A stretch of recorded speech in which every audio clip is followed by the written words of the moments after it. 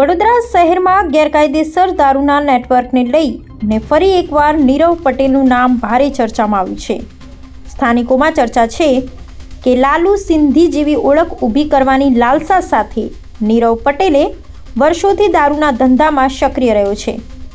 અનેકવાર પોલીસ અને વિજિલન્સ દ્વારા મોટી માત્રામાં દારૂના કેસો કરવામાં આવ્યા હોવા છતાં નીરવ પટેલ અને તેની ગેંગ સામે હજુ સુધી કડક કાયદાકીય કાર્યવાહી કેમ નથી થતી તે મોટો સવાલ બની ગયો છે.